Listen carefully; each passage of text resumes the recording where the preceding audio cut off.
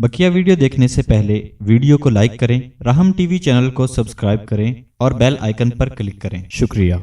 और जहाँ तक इसके फ़ज़ाइल फ़वाइद का ताल्लुक़ है, एक इसका फ़ायदा ये है कि अगर जो किसी घर के अंदर जिन्नात का असर है, आसेब का असर है, या एक बिल्कुल एक अनजाना खौफ महसूस होता है उस घर में, आजकल की ज़बान में हंटिंग हाउस होते हैं, तो वहाँ पर इस सूरत को अगर 40 मरतबा रोज़ाना पढ़ा जाए, 40 मरतबा पढ़ा जाए, 11 दिन भी अगर कर लें तो किसी किस्म का जिन भूत वहाँ नहीं रहेगा। बहुत ज़बरदस्त अमल है। पढ़ के इधर उधर चल फिर के फूंक दिया और इसी तरीके से पानी भी दम करके छिड़क दिया, तो नतीजा ये कि ऐसे घर में से जिन्नात वगैरह चीज़ें निकल जाएंगी और किसी किस्म का कोई नुकसान नहीं होगा। और दूसरा ये है कि अगर जो इंसान बीमार है और वो दवाएं इस्तेमाल कर रहा है लेकिन दवाओं का नफ़ा नहीं हो रहा, फ़ायदा नहीं पहुंच रहा, डॉक्टर भी हैरान है कि यार दवा बिल्कुल परफेक्ट है, तशखीस बिल्कुल सही है, फ़ायदा क्यों नहीं हो रहा, उस सूरत में सूरत तारी की 11 मरतबा अपनी दवाओं पर रोज़ दम करें। यार वैसी चाहिए, हर पेशेंट को चाहिए कि 11 मरतबा अपनी दवाओं पे दम कर लें, तो किसी किस्म की दवा या ग़िज़ा जिस मकसद के लिए आप खाना चाहते हैं वो मकसद बिल्कुल अच्छे तरीके से पूरा होगा, यानी नाफे हो जाएगी वो दवा और ग़िज़ा। तो 11 मरतबा इसका वो करें। और एक इसका फ़ायदा है कि बच्चा जो है जिसके ऊपर जिन्नात ये का असर हो गया है, आसेबी नज़र हो गई है, जिन का असर हो गया है, बच्चा बेचैनी करता रोता है या नींद में उठ के चमक के उठता है, तो उस बच्चे के कान में रोज़ाना 3 मरतबा दम करें, 3 मरतबा पढ़ के दोनों कानों में ज़ोर ज़ोर से फूंक दें और ये 11 दिन कर लें। इंशाअल्लाह बच्चे जो है हर तरह के ये शैतानी असर से और आसेबी नज़र से महफूज रहेंगे।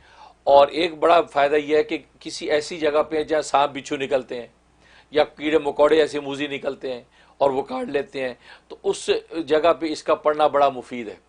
रोज़ाना अगर वहाँ पे इस सूरत को 11 मरतबा तिलावत कर लिया जाए और करके इधर उधर फूंक दिया जाए तो किसी किस्म की कोई मूजी जानवर वहाँ से नहीं निकलेगा, और जो होंगे वो दफ़ा हो जाएंगे, और अगर कभी कोई निकला तो डसेगा नहीं, नुकसान नहीं पहुँचाएगा।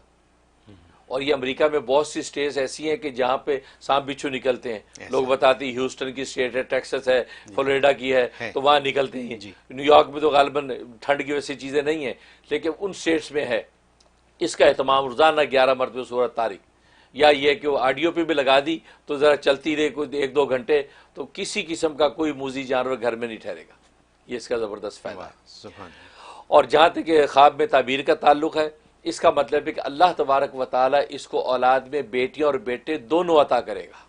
इसकी औलादें होंगी, बेटे भी होंगे, इंशाल्लाह बेटियां भी होंगी, दोनों किस्म की औलादें इसको नसीब होगी। और एक इसका फ़ायदा ये कि इशारा ये कि अगर इसे पढ़ी, इसका मतलब है कि अल्लाह तबारक व ताला आखरत के अक़ीदे में इसको मुस्तहकम कर देंगे और अक़ीदा आखरत के एतबार से किसी किस्म के शुबे का और शैतानी वसवसे का ये शिकार नहीं होगा। ये फ़ायदा।